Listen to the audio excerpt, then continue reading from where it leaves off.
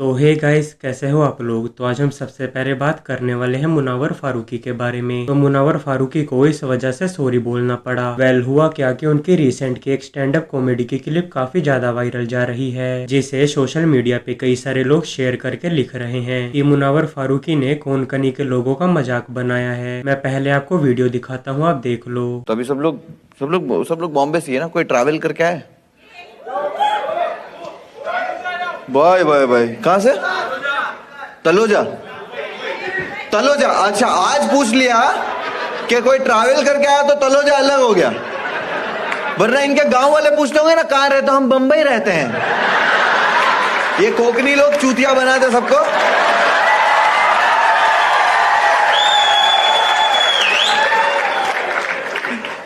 कोकनी है तुम लोग। तो इसी की वजह से कई सारे लोग ट्वीट कर रहे हैं मुनावर फारूकी के अगेंस्ट में कि उन्होंने कोंकणी के लोगों का मजाक उड़ाया है, इसलिए इन पे एक्शन लेना चाहिए। कई लोग उन्हें डिफेंड भी करने लगे, ये बोल के कि वो सिर्फ एक जोक था, उन्होंने कोई भी मजाक नहीं उड़ाया। पर जब ये चीज बहुत ज्यादा बढ़ने लगी तो मुनावर ने अपोलोजाइज करते हुए एक स्टोरी पोस्ट की, आप देखिए। सो हाय दोस्तों, मैं यहाँ पे कुछ क्लियर करने आया था, एक्सप्लेन करने भी आया था। और एक कुछ वक्त पहले एक शो हुआ था और जिसमें जोक भी नहीं कहेंगे, क्राउड वर्क हो रहा था, ऑडियंस से इंटरेक्शन हो रहा था। एंड उसके चलते कोकन के बारे में कुछ बात निकली और मुझे पता था कि तलोजा में बहुत कोकनी लोग रहते हैं, बिकॉज मेरे बहुत सारे फ्रेंड्स हैं। लेकिन उसको थोड़ा आउट ऑफ कॉन्टेक्स्ट गया है वो चीज और लोगों के लिए कि उनको लगता है कि मैंने कोकन के बारे में कुछ बुरा बोला है, कि मैंने कोकन का मजाक उड़ाया। तो नहीं दोस्तों, मेरा इंटेंशन बिल्कुल वो नहीं है। मैं अभी भी वही कहना चाहूंगा कि मेरा जो वो इम्प्रोव था, वो क्राउड वर्क था, उसमें कॉन्वर्सेशन में ही वो चीज मेरे मुंह से निकली। लेकिन मैंने अभी देखा कि कुछ लोग हर्ट हो रहा है और मैं as a stand up comedian और जो मेरा काम है हंसाने का, मैं नहीं चाहता कोई भी हर्ट हो और मैं बिल्कुल नहीं चाहूंगा कि कोई किसी भी एंगल से हर्ट हो। तो मैं तहे दिल से आप लोगों से माफी मांगना चाहूंगा कि सॉरी आपको जिसको भी हर्ट हुआ है। मैंने जिस पे जोक किया था वो लोग ने भी बहुत एंजॉय किया था, शो पे भी बहुत सारे सब लोग थे, मराठी लोग थे, मुस्लिम लोग थे, हिंदू लोग थे, सब लोग थे। बट अब इंटरनेट पे जब इस तरह की चीज आती है और ऐसी चीज हमारे सामने आती है तो पता चलता है। तो अगेन मैं यही कहना चाहूंगा कि हर्ट करने का कोई इंटेंशन नहीं था। मैं आप सबसे दिल से माफी मांगता हूँ। जय हिंद, जय महाराष्ट्र। तो चलिए अब आगे हम बात करने वाले हैं हनुमान काइंड के बारे में। तो आपको पता ही होगा कि ये अभी के समय इंटरनेशनली काफी ज्यादा पॉपुलर हो रहे हैं। इनका जो म्यूजिक वीडियो है जिसका नाम है बिग डॉग, वो सिर्फ इंडिया में ही नहीं बल्कि पूरे वर्ल्ड में काफी ज्यादा वायरल जा रहा है, जिस वजह से ऑब्वियसली अलग अलग जगह से लोग कमेंट्स भी कर रहे हैं। कुछ लोग कनाडा से, कुछ लोग यूएसए से और कई इंग्लैंड या ऑस्ट्रेलिया से। लेकिन इसी के साथ कमेंट सेक्शन में कुछ इंडियंस आपस में ही लड़ रहे हैं, जिसके ऊपर राज ग्रोवर ने भी बात की। अब लोग असल में लड़ क्यों रहे हैं ये आप उन्हीं से सुन लीजिए। पता नहीं तुम लोगों को इस बारे में पता है या नहीं पता है, वैसे तो काफी फेमस चीज है। आजकल एक सॉन्ग फेमस हुआ है, बहुत ज्यादा वर्ल्ड वाइड फेमस हुआ है, इंडियन सॉन्ग बिग डॉग्स करके। आई डोंट नो मतलब उसकी प्रोनाउंसिएशन क्या है, लेकिन हाँ यही है। तो मैंने कमेंट सेक्शन में ये देखा है कि फॉरेनर्स उस सॉन्ग की तारीफ कर रहे हैं, ठीक है, और अपने जो इंडियंस हैं वो इस बात पे लड़ रहे हैं कि एक बोल रहा है कि भाई बंदा केरला का है और एक बोल रहा है इंडिया का है। फर्स्ट ऑफ ऑल मतलब पता नहीं, मुझे बहुत गुस्सा आ रहा है इन सब चीजों पे। मैं भाई इन्फ्लुएंसर हूँ थोड़ा बहुत, तो मैं स्टोरी वगैरह डाल रहा हूँ। Obviously he is from India, Kerala India में ही है। और दूसरी बात, हम आपस में इतना क्यों लड़ते हैं भाई? बाहर वाले एक तो वैसे ही इज्जत नहीं करते, ऊपर से तुम जिस चीज पे थोड़ी बहुत इज्जत मिल रही है उस पर आपस में लड़ रहे हो। क्या मतलब, मुझे पूरे इंडिया को प्राउड फील करना चाहिए आपस में कि हमारे बीच से एक इंसान का सॉन्ग इतना ज्यादा वायरल हुआ है कि वो ग्लोबली जा रहा है भाई, बड़े बड़े सॉन्ग्स को बीट कर रहा है क्योंकि वो बना ही इतना खतरनाक है। लेकिन नहीं, हमें तारीफ नहीं करनी कमेंट सेक्शन में, हमें अपने आप को प्राउड फील नहीं करना। हमें इस बात पे लड़ना है कि वो इंडिया की एक स्टेट का है जो स्टेट अपने आप को इंडियन मान नहीं रही है। मतलब ठीक है, मुझे नहीं पता ये स्टोरी कितनी कंट्रोवर्शियल है, मैं क्या बोल रहा हूँ, लेकिन ये बहुत गलत बात है भाई, बहुत गलत बात है। ये मुझे नहीं अच्छा लग रहा भाई, बिल्कुल। मतलब मैं तो बता सकता हूँ अपनी बात, मेरी स्टोरी। तो चलिए अब आगे हम बात करने वाले हैं रोहित सिंह चौहान वर्सेस रजत दलाल के बारे में। तो आप लोगों को इनकी कंट्रोवर्सी पता ही होगी, जहां पहले रोहित सिंह रजत दलाल से एक फिटनेस कोर्स लेते हैं 60,000 में, पर रजत दलाल उन्हें कोई भी कोर्स नहीं कराते। और जब रोहित सिंह उनसे रिफंड मांगते हैं तो रजत उन्हें कॉल करके गाली वगैरह देने लगते हैं, जिसके बाद रोहित सिंह रजत दलाल की उस कॉल रिकॉर्डिंग को अपने इंस्टाग्राम पे डाल देते हैं, जिसके बाद रजत दलाल और ज्यादा गुस्सा हो जाते हैं और कॉल करके उन्हें बोलते हैं कि अब वो रोहित सिंह के ऊपर लीगल केस करेंगे। तो ये सब तो मैं अभी तक बता चुका हूँ। तो 2 दिन पहले रोहित सिंह ने अपनी इंस्टा पे एक वीडियो अपलोड की, जिसके पहले 2-3 सेकंड में उन्होंने क्लिप लगाई, जिसे देख के ऐसा लग रहा है जैसे रजत एक बच्चे को पीट रहे हैं। आपको पता ही होगा कि कुछ दिन पहले रजत दलाल को अरेस्ट किया गया था एक बच्चे को फिजिकली टॉर्चर करने की वजह से। तो रोहित सिंह ने जो वीडियो पोस्ट की उसे देख के कई सारे लोग ये बोलने लगे कि ये वही वाली वीडियो है जहां रजत दलाल उस बच्चे को टॉर्चर कर रहे हैं। इसी के साथ रोहित सिंह ने ये भी बोला कि अगर मुझे 2 दिन में मेरे पैसे वापस नहीं मिले तो मैं पूरी की पूरी वीडियो अपलोड कर दूंगा। रोहित सिंह ने अपनी इंस्टा पे जो वीडियो पोस्ट की आप देखिए। ये क्लिप आपने देख ही ली है। डालने को मेरे पास रजत की बहुत सारी चीजें हैं जिसको देख के आपका खून खौल जाएगा, लेकिन मैं इन चीजों में पढ़ना नहीं चाहता हूँ। मुझे अभी अब सिर्फ मतलब अपने पैसों से और अपनी इज्जत से है। अभी तक मुझे जो भी रिस्पांस मिला है, रिस्पांस में सिर्फ गालियां मिली है, धमकियां मिली है, वो आप सबने देख ही लिया है। लेकिन पैसे की बात जैसी कर रहा हूँ उस पर मुझे कुछ भी उसकी तरफ से रिप्लाई नहीं मिल रहा है। और मैं ये पूरी क्लिप लाइव कर दूंगा। अगर मुझे 48 घंटे में मेरे पैसे वापस ना मिले और जो भी मुझे माँ बहन की गालियां मिली है उसके लिए माफी ना मिले तो अगर ये चीज लाइव होती है तो इसमें मेरी कोई जिम्मेदारी नहीं रहेगी। तो मैं मिस्टर रजत से बोलना चाहूंगा कि मुझे मेरे पैसे वापस करें अप्रोच करके फटाफट जल्दी से जल्दी। और मैं जितने भी इन्फ्लुएंसर्स हैं जो ये चीजें हाईलाइट करते हैं इनसे भी बोलना चाहूंगा कि इस चीज को भी दिखाएं, जो भी मेरे साथ गलत हुआ है इस चीज को सिखाएं, सच के साथ खड़े हुए।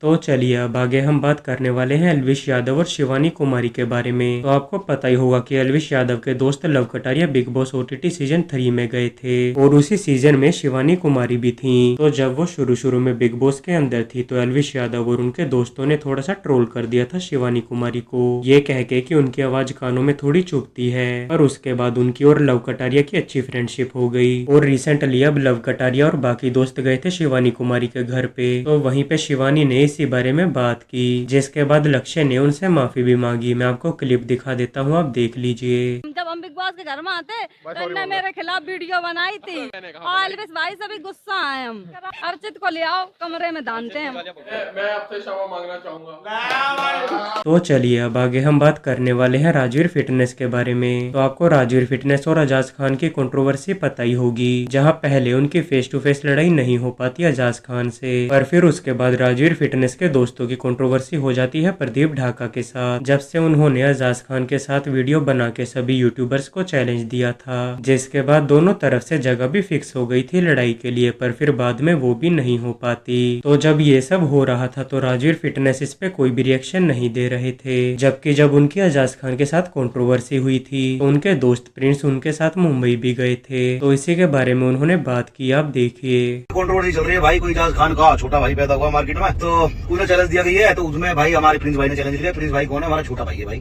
ठीक है, राजपूताना शेर है। तो भाई छोटे भाई तो छोटे भाई लड़ लेंगे, हमें घुसने की जरूरत नहीं है। और बहुत सारे भाइयों को मैसेज मुझे आ रहे थे भाई प्रिंस भाई के लिए आप क्यों नहीं बोल रहे? भाई बात ऐसी है, पहली बात तो प्रिंस को जरूरत नहीं किसी की, अकेले शेर बहुत है। दूसरी बात, जहाँ ग्राउंड लेवल पर उतर के आने की बात होगी, जहाँ घूसा बजाना पड़ेगा उससे पहले वहाँ घूसा बजा भी दूंगा, और जहाँ खाना पड़ेगा वहाँ खा भी दूंगा, ठीक है। तो भाईचारा तो हमारा ऐसा है जिसके साथ भी है इसी तरह का कि जहाँ बजाना पड़ेगा वहाँ बजा भी लेंगे, जहाँ खाना पड़ेगा वहाँ खा भी लेंगे, ठीक है ना।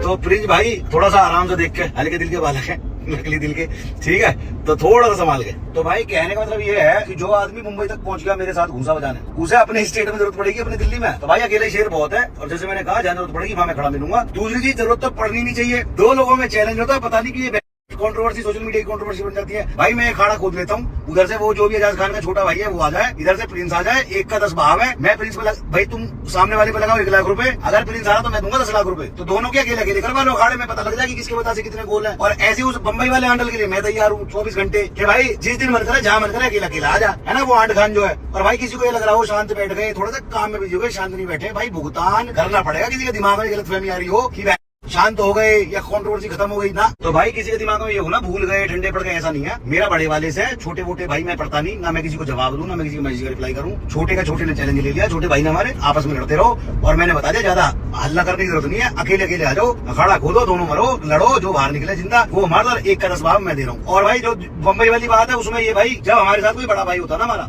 जिसको एक्सपीरियंस ज्यादा होता लाइफ का, लफड़ों का, उसकी सुननी पड़ती है। तो ये भाई प्रिंस तो वहाँ चाटे बजा देता, उसमें बड़े में छोटा क्या चीज है। वहां से हमें उपेंद्र भाई ने 2-4 बातें समझाई कि भाई ऐसे लफड़ा पड़ेगा, केस तुम पे लगेगा, क्योंकि तुम दूसरे स्टेट से आए हो। वहाँ हमने थोड़ी सी शांति दिखाई, समझदारी दिखाई, उल्टे आ गए, ठीक है। तो वो उपेंद्र भाई ने उस दिन शांत करवाया था, मुझे भी प्रिंस को भी। यहाँ लग रहा हो अपने स्टेट में कोई शांत हो जाएगा, यहाँ कोई शांत नहीं है। तो भाई लड़ो, बिल्कुल लड़ो, हमें मजा आए, 1 वर्सेस 1। तो चलिए अब हम बात करने वाले हैं टेक बर्नर के बारे में। तो क्या टेक बर्नर के स्टार्टअप रिलीज में कुछ गलत हो गया? वेल हुआ क्या कि कुछ हफ्तों पहले से वो अपने एक न्यू प्रोडक्ट को लेके हाइप क्रिएट कर रहे थे, एंड उनके फैंस भी इसी चीज को जानने के लिए काफी एक्साइटेड थे। वेल कुछ दिन पहले इसी चीज को लेके एक बैड न्यूज आई कि इसके लॉन्च को डिले कर दिया गया है, एंड इसके पीछे एग्जैक्टली क्या रीजन है उन्होंने एक वीडियो में बताया, आप देखिए। हमारे स्टार्टअप का पहला टेक प्रोडक्ट डिले हो चुका है। अभी कुछ दिन पहले ही हमने आपको बताया था कि हम अपना पहला टेक प्रोडक्ट लेके आ रहे हैं और आपने नेक्स्ट लेवल रिस्पांस दिया था। हम भी बहुत ज्यादा एक्साइटेड थे। वो डीएम्स आ रहे थे, लोग टैग कर रहे थे, लोग पूछ रहे थे भाई क्या आने वाला है। बट जैसे ही हमने अपने प्रोडक्ट की टेस्टिंग स्टार्ट करी, हमारी टेक्निकल टीम ने कुछ क्रैशेस फेस करे। और ये इसलिए था, अगर जो पहले से मार्केट में अवेलेबल है उसी को हम उठा के अपना लेबल चिपका के बेचते तो हमारे लिए बहुत आसान हो जाता प्रोसेस। बट क्योंकि हम सारी चीजों में इनोवेशन करने की कोशिश कर रहे हैं, नई नई चीजें ट्राई कर रहे हैं, तो ऑफकोर्स उनका साथ में मिलके एक फाइनल प्रोडक्ट बनाने में कभी कभार थोड़ा सा डिले आ जाता है। तो इसीलिए दोस्तों 1 महीने से हमने आप लोगों को ज़्यादा कुछ अपडेट नहीं दिया, क्योंकि सही बताओ तो हमको खुद नहीं समझ में आ रहा था ये प्रॉब्लम्स कैसे फिक्स होंगे। बट अब हमने ये वाली प्रॉब्लम सॉल्व कर दी है और हमारा लॉन्च जल्दी आप तक आने वाला है। तो चलिए आज के लिए बस इतना ही। अगर आपको ये वीडियो थोड़ी सी भी अच्छी लगी हो तो इसी वीडियो को लाइक और चैनल को सब्सक्राइब कर दीजिए। और हम मिलेंगे कुछ नई न्यूज़ के साथ अगली वीडियो में।